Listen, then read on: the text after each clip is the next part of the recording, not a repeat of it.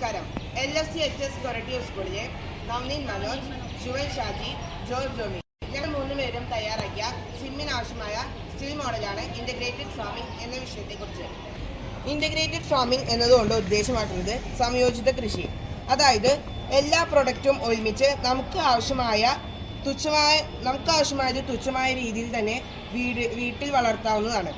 ഇതിൽ ആദ്യമായി നമുക്ക് കാണാൻ സാധിക്കുന്നത് പശു വളർത്തൽ.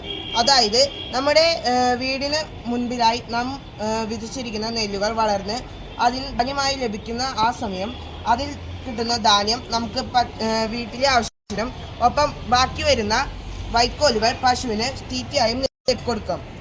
അടുത്തത് ഗ്രീൻ ഹൗസ്. പച്ചക്കറികളും ചെടികളും പൂക്കളും നാം നമ്മുടെ വീട്ടിൽ തന്നെ വളർത്തി അതിൽ നിന്നും ലഭിക്കുന്ന ഗുണകരമായ പച്ചക്കറികൾ നമ്മുടെ ഭക്ഷ്യവസ്തുക്കളിൽ ഉൾപ്പെടുത്താം. അടുത്തത് നെല്ലുൽപാദനത്തിലൂടെ നമുക്ക് ആവശ്യമായ ധാന്യങ്ങൾ നമുക്ക് തന്നെ ഭക്ഷ്യവസ്തുക്കളിൽ ഉൾപ്പെടുത്താം. അടുത്തത് കോഴി വളർത്തലിൽ നമുക്ക് ലഭിക്കുന്ന മുട്ടകൾ വ്യവസായത്തിനും ഒപ്പം വീട്ടിലെ ആവശ്യത്തിനും ഉപകരിക്കും. മീനും താറാവും ഒരുമിച്ച് വളർത്തുന്നതാണ് താറാവ് കൃഷി. താറാവ് കൃഷിയിൽ നമുക്ക് ലഭിക്കുന്നത് താറാവിൻ്റെ അവശിഷ്ടങ്ങൾ വെള്ളത്തിൽ അലിഞ്ഞ് അത് അക്വാട്ടിക് പ്ലാന്റ്സിന് വളമായി.